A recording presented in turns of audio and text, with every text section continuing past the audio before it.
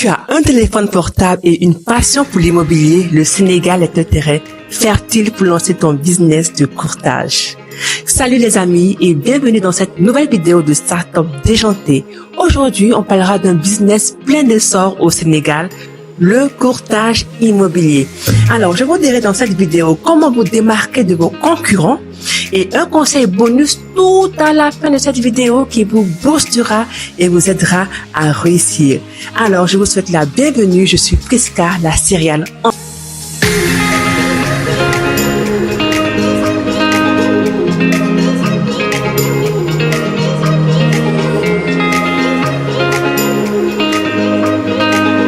entrepreneur. Le marché immobilier sénégalais est dynamique avec une demande croissante de logements tant pour la location que pour l'achat.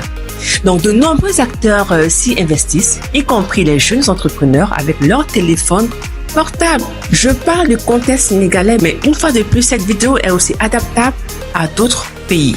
Et ce travail, en tant qu'étudiant, vous pourriez faire ce travail. En tant que travailleur, comme seconde activité, vous pourriez faire ce travail. Ou bien en tant que chômeur, ça c'est une très bonne activité pour pouvoir vous aider à vous en sortir si vous avez un téléphone portable et une connexion Internet. Et si vous êtes entrepreneur, ben allez-y, lancez-vous. Quels sont les avantages du courtage immobilier? Déjà, il y a un faible investissement de départ. Vous n'avez pas besoin d'une grande agence ou d'un local commercial pour démarrer. De chez vous, comme je suis assise comme ça, vous pourriez commencer votre entrepreneuriat, votre entreprise avec le courtage. De deux, il y a la flexibilité. Vous pouvez travailler à votre rythme et n'importe où. De trois, il y a le potentiel de gain élevé. Les commissions sur les transactions immobilières peuvent être très lucratives. Imaginez que quelqu'un souhaite avoir un appartement de 200 000 francs. On sait tous qu'au Sénégal, les loyers sont chers. Et quelqu'un qui a un appartement de 200 000, on demande un mois d'avance, un mois de commission, un mois de caution. Mais le mois de commission qu'on demande, qui est de 200 000, ça revient dans la poche du courtier. Donc voilà, ça c'est un gain, c'est un bénéfice. Maintenant, imaginez qu'il vend un terrain qui est à 3 millions. Voilà, il a aussi sa part de bénéfice dessus. Imaginez qu'il loue un appartement de 600 000. Maintenant, s'ils sont plusieurs courtiers sur ce produit, ils peuvent se partager cet argent, mais ils auront toujours un gain très intéressant. Une question importante, comment devenir un courtier efficace? N'hésitez pas à vous abonner et à me dire en commentaire ce que vous en pensez.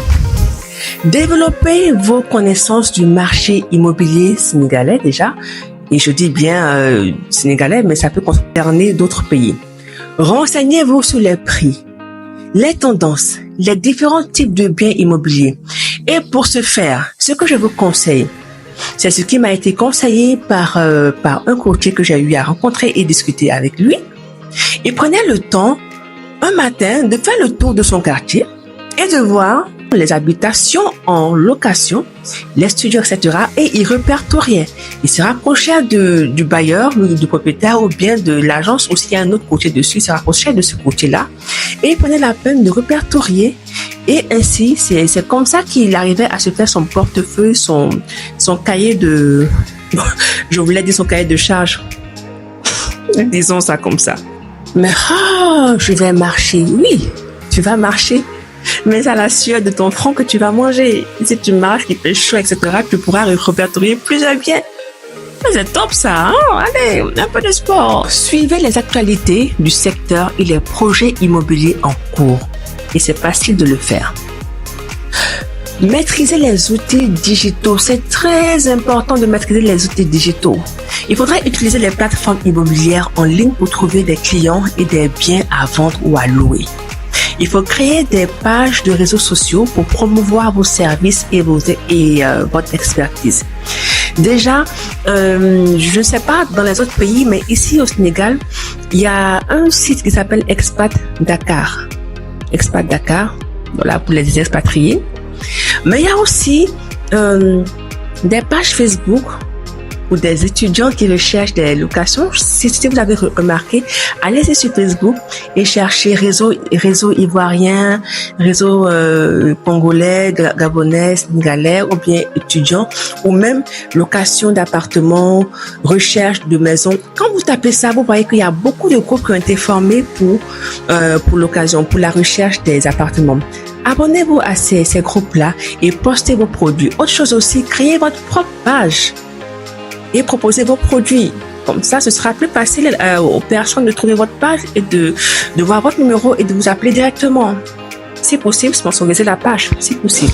Maintenant, proposez un service client de qualité, c'est très important. Soyez réactif, disponible et à l'écoute des besoins de vos clients. Conseillez et accompagnez vos clients tout au long du processus de transaction. Construisez un réseau solide. Alors, développez des relations avec d'autres professionnels de l'immobilier, tels que les notaires, les agents immobiliers et même les promoteurs, les bailleurs, etc. Et même d'autres courtiers. C'est important. Participez à des événements et des conférences du secteur immobilier. Ah, je vois certains qui vont me dire, est-ce nécessaire, est-ce la peine? Mais gars, c'est important, hein? C'est important. Alors, voici des conseils pour se démarquer de la concurrence. Mais avant, dites-moi en commentaire ce que vous avez pensé. Laissez-moi un like, partagez la vidéo à vos amis. Et maintenant, revenons à comment se démarquer de la concurrence. Déjà, il faut se spécialiser dans un type de bien immobilier ou une zone géographique. Il ne faut pas vous disperser. Si vous vous occupez de la zone Sacré-Cœur, occupez-vous de la zone Sacré-Cœur. Si vous vous occupez de la zone Médina, restez dans votre zone Médina. Maintenant, vous pourriez faire des exceptions. Si vous êtes pour les locations, restez sur les locations. Si vous êtes pour la vente, restez sur la vente. Si vous êtes pour les terrains, restez sur le terrain. Ne vous éparpillez pas. Donnez-vous ce genre-là et ce sera plus facile pour vous d'avoir vos clients dans ce genre qui vont vous suivre. Maintenant, offrez des services uniques et à valeur ajoutée comme la visite virtuelle des biens. Souvent, on demande 2000 francs de visite. Des fois, ça décourage les gens. Bref, mettez en avant votre expertise et votre connaissance du marché local. Le courtage immobilier est un business accessible et rentable au Sénégal avec un fort potentiel de développement. Donc, en suivant les conseils que je vous ai prodigués dans cette vidéo et en misant sur l'innovation et la qualité de service, vous pourrez ou vous pouvez devenir un acteur incontournable du marché immobilier. Et oui, laissez-moi un commentaire ci-dessous pour partager vos questions et vos expériences en tant que courtier immobilier. Surtout, abonnez-vous à la chaîne. N'oubliez pas, l'immobilier est un investissement qui ne dort jamais. Alors, pourquoi vous? Vous savez, j'ai connu un courtier il y a quelques années de cela. Il m'a beaucoup marqué, hein. Quand j'étais à la recherche d'un studio à l'époque, j'ai contacté plusieurs courtiers. Mais je suis restée avec celui-ci. Mais des années plus tard, bien qu'il ne soit pas à 100% dans ce métier-là, j'ai continué à le solliciter en cas de besoin. Je vous explique. En fait, il était avenant, consciencieux, il était toujours à l'écoute des clients, il répondait à toutes les questions qu'on pouvait se poser. Et surtout, quand il n'est pas sûr du produit qu'il te propose, il préfère aller voir de lui-même avant de t'en parler. Mais s'il n'a pas eu accès au produit, il te dit clairement, écoute, Prisca, je n'ai pas eu accès au produit, mais on m'a dit que c'est un très bon produit. Mais bon, je te le cache pas, je ne sais pas. Et il était tout le temps disponible. Il aimait son métier. Il ne minimisait pas son métier. Et il s'habillait bien. Il était bien propre. Il avait une bonne technique de vente. Mais bref, c'est ce qui m'amène à justement la suite de cette vidéo, au bonus. Le bonus, c'est qu'il faut penser à vous former aux techniques de vente et de négociation immobilière.